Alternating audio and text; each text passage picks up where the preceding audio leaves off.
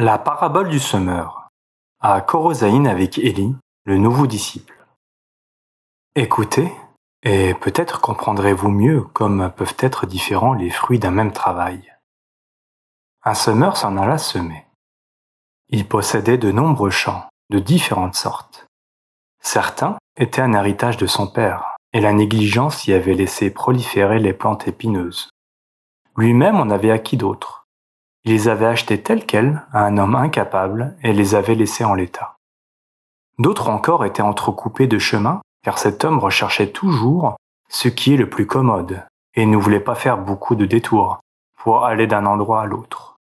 Enfin, il y en avait quelques-uns, les plus proches de chez lui, auxquels il avait consacré tous ses soins pour avoir une vue agréable devant sa maison.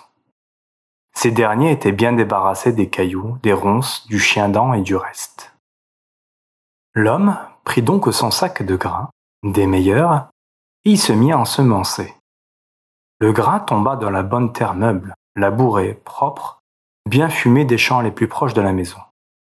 Il tomba sur les champs entrecoupés de chemins et de sentiers qui les divisaient et, qui plus est, amenaient la crasse de poussière aride sur la terre fertile.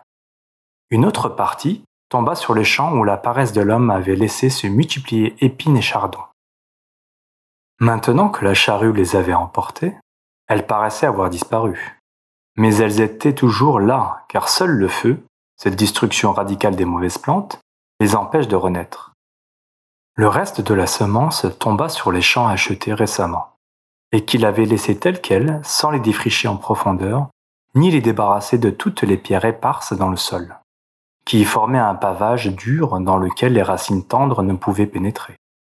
Après avoir tout semé, il rentra chez lui et dit « C'est bien, maintenant je n'ai plus qu'à attendre la récolte. » Il se réjouissait parce que, au fil des jours et des mois, il voyait lever des épis de blé dru dans les champs proches de sa maison, et cela poussait.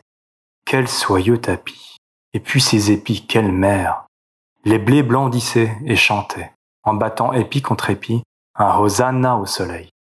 L'homme disait « Tous les autres champs vont être comme ceux-ci. Préparons les faux et les greniers. Que de pain, que d'or !» Et il se réjouissait. Il moissonna le blé des champs les plus proches, puis passa à ceux hérités de son père, mais laissés en friche, et il en resta bouche bée. Le blé avait abondamment poussé car les champs étaient bons et la terre, amendée par son père, était grasse et fertile. Mais sa fertilité avait agi aussi sur les plantes épineuses, emportées par la charrue mais toujours vivaces. Elles avaient repoussé et formé un véritable plafond de ramilles hérissées de ronces, au travers duquel seuls quelques rares épis avaient pu lever. Le reste était presque entièrement mort étouffé. L'homme se dit « J'ai été négligent à cet endroit, mais ailleurs il n'y avait pas de ronces, cela ira mieux. » Et il passa au champ récemment acquis. Sa stupeur fit croître sa peine. Maigres et maintenant desséchées, les feuilles des épis gisaient comme du foin sec répandu partout. Du foin sec. Mais comment cela se fait-il? Comment? Gémissait l'homme. Et pourtant, il n'y a pas ici d'épines, et la semence était la même. Pourtant, le blé avait poussé, dru et beau. On le voit aux feuilles bien formées et nombreuses. Alors, pourquoi tout est-il mort sans faire d'épis? Et avec douleur, il se mit à creuser le sol pour voir s'y trouvait des nids de taupes ou autres fléaux.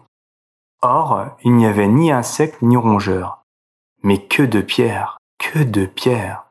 Un amas de caillasses. Les champs en étaient littéralement truffés, et le peu de terre qui les recouvrait n'était qu'un trompe-l'œil. Ah, s'il avait labouré le sol profondément, quand il en était temps! Ah, s'il avait creusé et testé le fond avant d'acquérir ces champs comme un bon terrain! Ah, si du moins, après avoir fait l'erreur de les acheter au prix proposé sans s'assurer de leur qualité, il avait fait des efforts pour les améliorer. Mais c'était désormais trop tard, et ses regrets étaient inutiles. Humilié, l'homme se releva et se rendit aux champs qu'il avait entrecoupés de petits chemins pour sa commodité. Et il déchira ses vêtements de douleur. Ici, il n'y avait rien, absolument rien. La terre foncée du champ était couverte d'une légère couche de poussière blanche. L'homme tomba sur le sol en gémissant. « Mais pourquoi ici? Il n'y a là ni épine ni pierre, car ce sont nos champs. Mon grand-père, mon père et moi-même, nous les avons toujours possédés et, pendant des dizaines d'années, nous les avons rendus fertiles.